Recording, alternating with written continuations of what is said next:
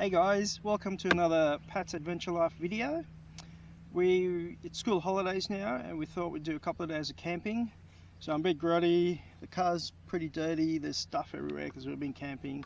We're at Burralow Creek near Richmond in New South Wales, having a great time. The weather's been beautiful, the weather's been great. And I thought I'd talk about why I bought a Prado. Mainly why I bought a Petrol Prado, and this one's a 2007 120 series Prado. So there are a couple of boxes that needed to get ticked. It had to be a four-wheel drive, and this one is, it's rated as a mid-range four-wheel drive. It needed to be able to take our family, and this one has, with the rear seats, the third seats, you can take 8 people with the kids in the back. Had to be reliable. And initially I was looking at a Jeep,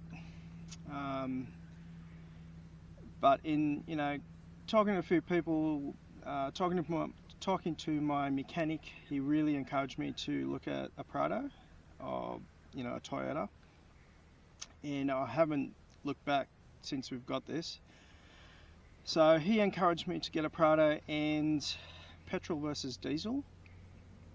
The 120 series is from about 2003 to 2009, and this is 2007. But the diesels, some of the diesels around the 2006 did have injector problems, and most of the time it's no problem, but sometimes you're looking at quite expensive injector replacements. So this one is a 4-litre V6, and I haven't had any trouble with it. We've had it for about 3 years now. Stuff I've done so far, I've probably had I've had water in the car, so it's probably been a 1.5 foot, 2 feet maybe deep, and haven't had any problems. Now, in regards to price, the 120 at that time, so this was 3 years ago, between the diesel and the petrol, you're looking at about a $10,000 to $15,000 more for a diesel. So they are very economical. The diesels are very economical compared to a petrol, but I couldn't justify the price difference. And the petrol's been great. The petrol it's a thirsty engine. It's a 4-litre V6, but it has enough power for what I've had to do with it. So far I haven't needed to do anything to the engine. It's stock. Some of the things that I've found in the last few years with it, so obviously you're looking at around about 15 to 18 litres per 100 kilometres. But the Prados do come with 2 fuel tanks. Both combined are 180 litres, which will get you way over 1,000 k's. Except for with the petrols, the throttle response, there is more throttle response. So when you're driving, especially uphill, if you're in low range, going quite slow, you do get the bunny hops. You've just got to watch that with your accelerator pedal. So far I've had no trouble with the car. It had 200,000 Ks on it when I bought it, so it'd already done quite a bit of Ks. It's just maintenance stuff. We had to replace the radio, the brakes and things like that, but that's just normal for a car that's that old.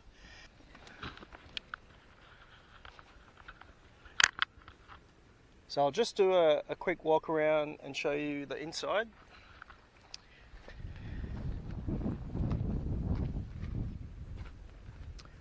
So as I said, it has a lot of boot space at the moment.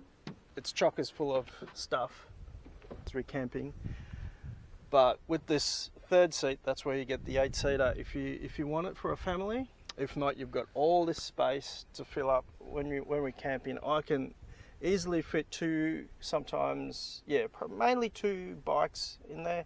One on the bike rack when we are going bike riding for the family.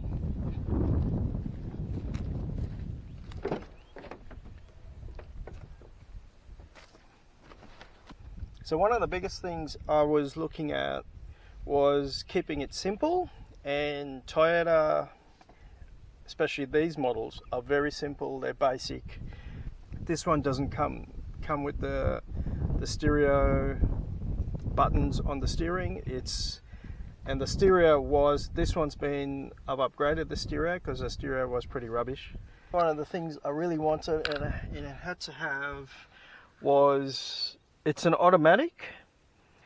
And the reason for me getting an automatic versus manual is easy. I've got a bad left knee, and manual off-road, you're going to be changing gears a lot, but the automatic, it's been great. One thing was I didn't want too much technology.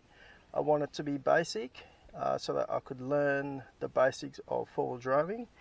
And in this model, you actually get a gear stick for high and low range. So it's an automatic, but you just put it in neutral, and you've got this lever here, and it doesn't have the knob where you change, which has worked really well for me. So this one has high locked, which locks the center diff, neutral and low locked. So low gear, low range, locked. So it locks the center diff. Now the 120 only comes with center diff. It's constant four-wheel drive, so it's always in four-wheel drive, and it locks the center diff when you want it, when you need it off-road. One of the negative things about this being a stock standard Prado is the clearance. Like, the clearance is fairly average, and I've found going off-road you get a lot of sticks, and we have bottomed out on this quite a few times in the past. The side steps do get caught on lots of branches. We've had to pull out a lot of branches out. You know, you can fit bigger tires and change suspension height and so on, but being a stock Prado at the moment, these side steps, and they are side steps, they're quite, it's pretty plasticky, you know, they're not very strong. And one of the main things is you get sticks caught on these supports, and they've been a big problem. So we've got some upgrades planned. I've already been to ARB Thornley, and at the moment we're waiting on the parts to arrive. Because of COVID, it's taken about 4 months to be able to get some of the upgrades. But next couple of months there'll be videos on that, on the upgrades. I've got quite a few upgrades coming up in it, and it's really going to transform this Prado and really going to help us get out and explore. So thank you once again so much for watching. Thank you for your support. Please like and comment, and yeah, just stay tuned. Next few months there's going to be upgrades coming up on the Prado. See ya.